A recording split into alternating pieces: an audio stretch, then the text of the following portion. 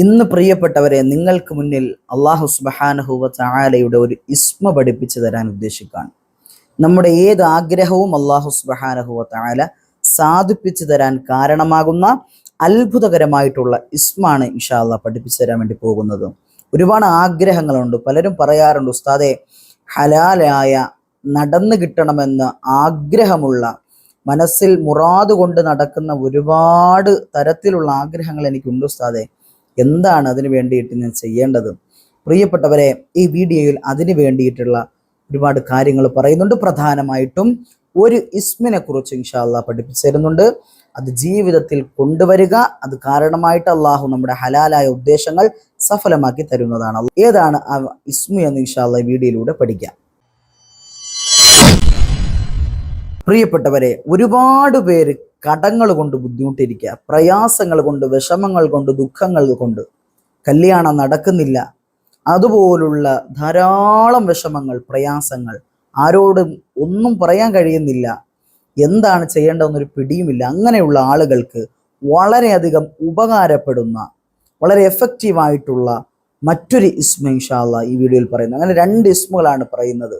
പ്രയാസങ്ങൾ മാറാൻ ഒരു ഇസ്മ, ആഗ്രഹങ്ങൾ സാധ്യമാകാൻ വേറൊരു ഇസ്മ. അത് എത്ര പ്രാവശ്യം ചൊല്ലണമെന്നും എപ്പോഴൊക്കെയാണ് ചൊല്ലേണ്ടത് എന്നുമെല്ലാം ഇൻഷാ അല്ലാഹ് ഈ വീഡിയോയിൽ വളരെ വ്യക്തമായിട്ട് പറയുന്നുണ്ട്. ഈ വീഡിയോ ഇൻഷാ അല്ലാഹ് നിങ്ങളെ അറിയുന്നവരിലേക്കൊക്കെ എത്തിച്ചു കൊടുക്കുക. എല്ലാവർക്കും ഉപകാരപ്പെടട്ടെ. ഏതാണ് ആ ഇസ്മുകളെന്ന് നമുക്ക് വീഡിയോയിലൂടെ പഠിക്കാം.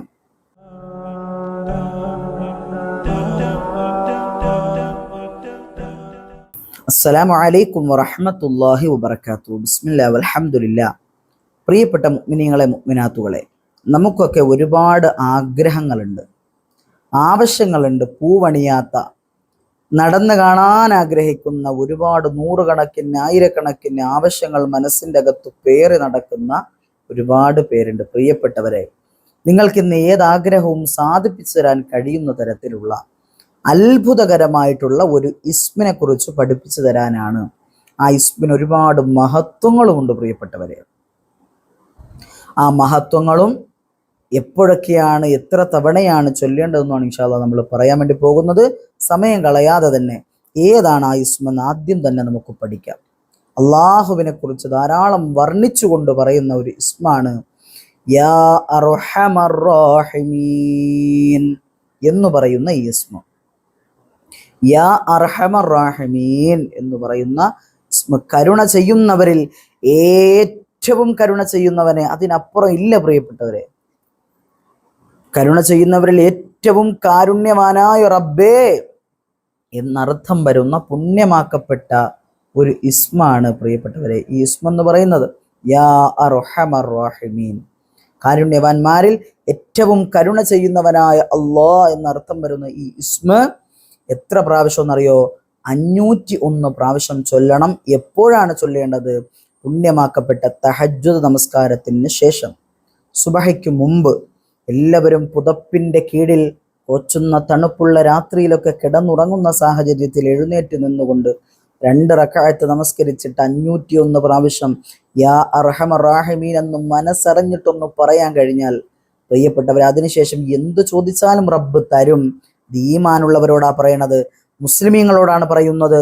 ഏറ്റവും അധികം മനസ്സിൻ്റെ അകത്ത് അള്ളാഹ് എന്ന ചിന്തയുമായിട്ട് നടക്കുന്ന ആളുകൾക്ക് ഏറെ ഉപകാരപ്പെടുമെന്ന വിശ്വാസത്തോടെ പറഞ്ഞു തരാണ് പ്രിയപ്പെട്ടവരെ യാ അർഹമർ റഹീമീൻ. അത് ഏത് തരത്തിലുള്ള ആഗ്രഹവും അല്ലാഹു തആല നടത്തി തരും. ഹലാലാകണം, മുറാദ് ഹാസുലാകണം, അത് ഹലാലാകണം, ഹറാമായ കാര്യങ്ങൾക്ക് ഉപയോഗിക്കാൻ പാടില്ല.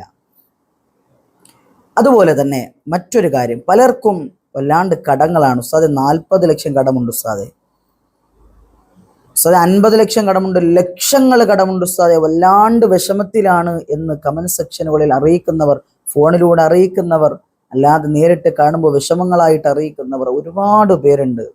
പ്രിയപ്പെട്ടവരെ, നിങ്ങൾക്കുള്ള ഒരു ആശ്വാസത്തിന്റെ വചനമാണ്, അള്ളാഹുവിൻ്റെ മറ്റൊരു ഇസ്മാണ് പ്രിയപ്പെട്ടവരെ ഈ വീഡിയോയിൽ ഇനി പറയാൻ വേണ്ടി പോകുന്നത്.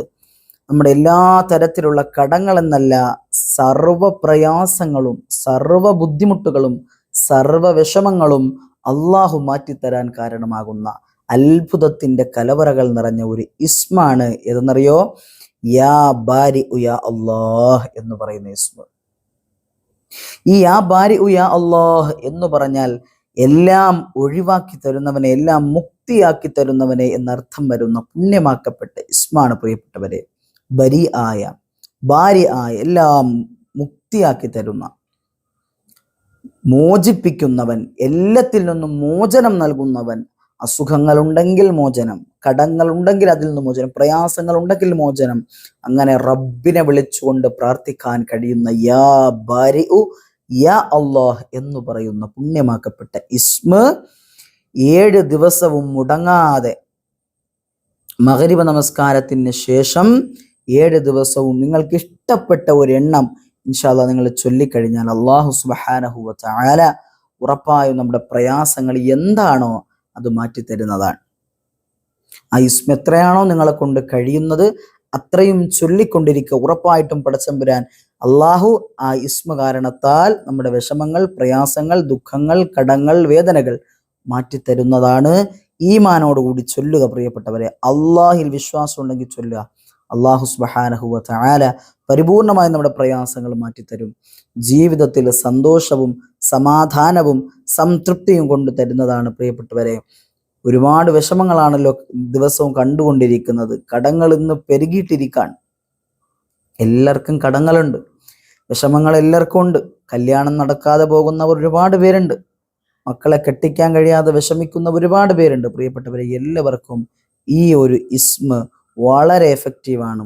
ജീവിതത്തിൽ കൊണ്ടുവരിക. അല്ലാഹു സുബ്ഹാനഹു വ തആല തൗഫീഖ് നൽകി അനുഗ്രഹിക്കുമാറാകട്ടെ.